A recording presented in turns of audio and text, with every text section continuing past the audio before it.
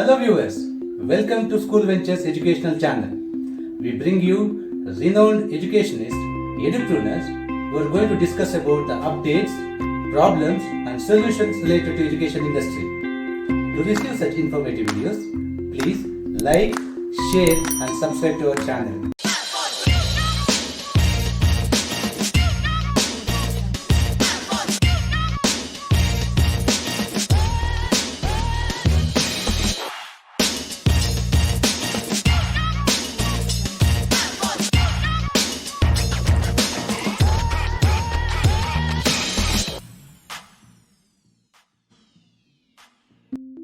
Today, we have a eminent personality from education industry who is going to share his rich knowledge and experience with us.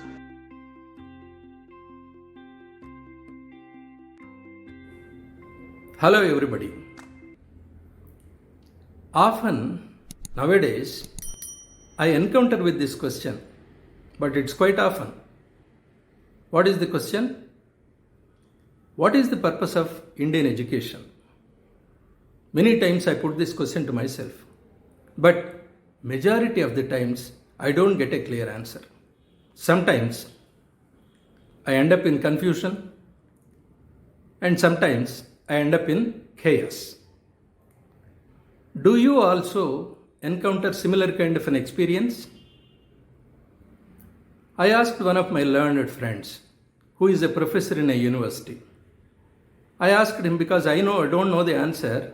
I'm not getting the answer. I asked my friend to help me. He said, it's to get a job. Then I asked him, how?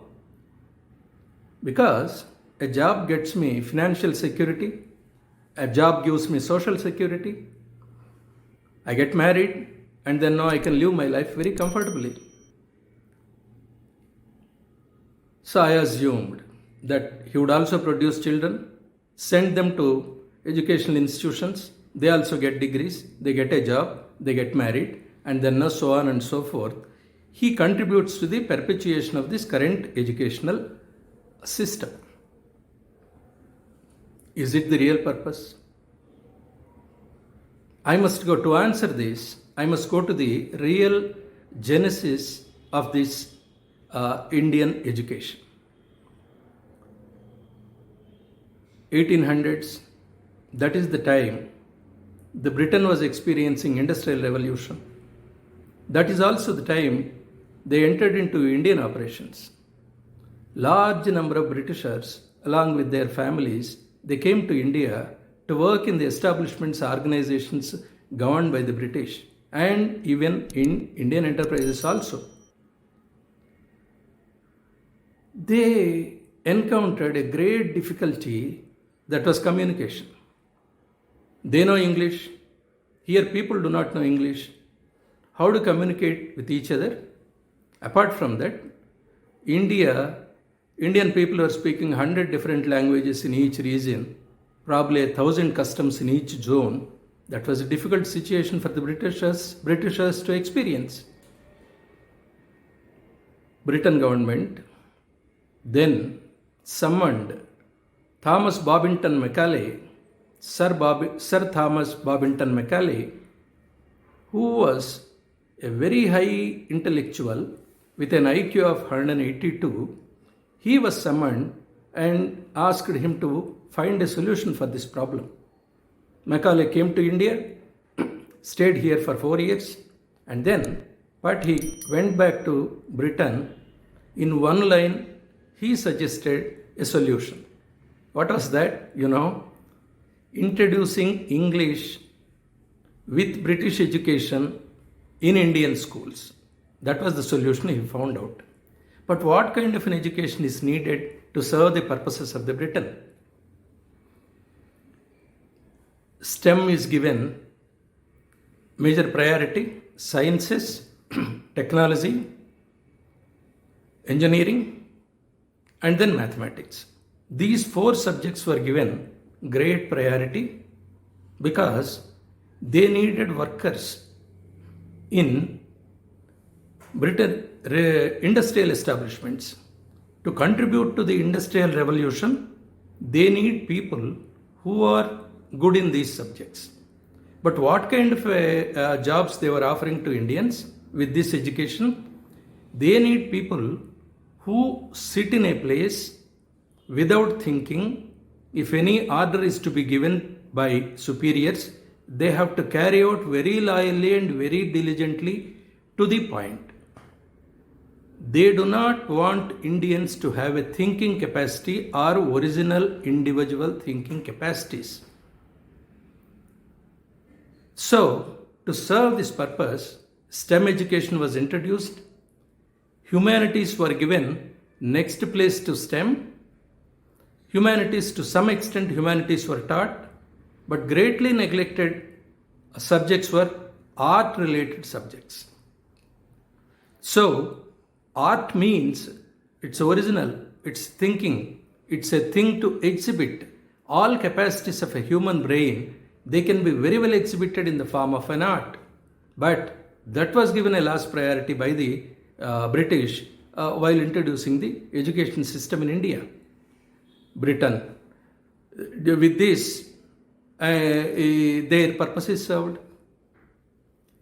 I would give you 3 indirect examples and leave it to your thinking what kind of a system, Indian system, what kind of a benefits we are reaping. The 3 are indirect means I am not specifically directly commenting, because nowadays any journalistic content can be treated as Rajadroha, conspiracy against the government.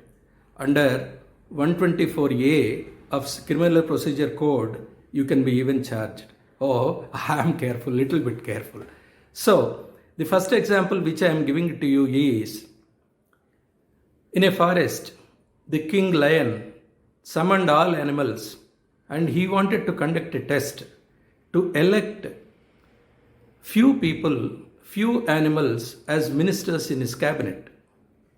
What test is conducted, All animals, small, big, all animals have come, assembled. King announced a test. He has shown a tree, asked them to climb the tree. Whoever climbing fast and reaches the top, then they will be declared as ministers. Test is common.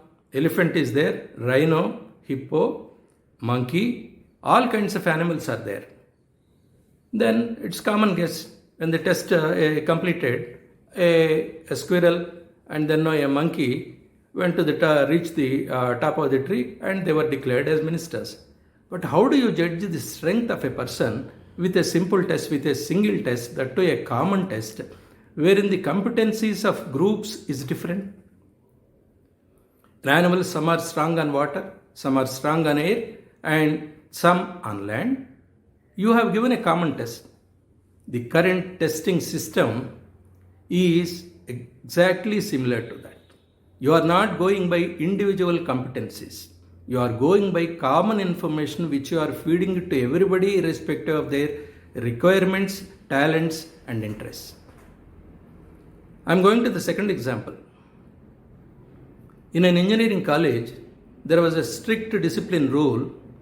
The rule was, whenever a student is noticed with a cell phone, the cell phone will be confiscated, and when he is graduating, that means after 4 years of engineering, the cell phone will be handed back to the student. It so happened in a college, one cell phone of the first year was confiscated and it was handed over in the last year when he completed his engineering and going out of the campus. You see, the cell phone confiscated 4 years before was running on 1.6 Android system. Now after 4 years, the Android system was so graduated that 6.6 was running. Neither the phone handed back to the student could be used again, nor the memory which was there 4 years ago is not sufficient.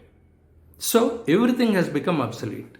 That means when updation is not happening in the subject, that too in a dynamic way, as per the current happenings all over the world in every subject, and student is not trained in such a manner, whatever you are teaching becomes obsolete.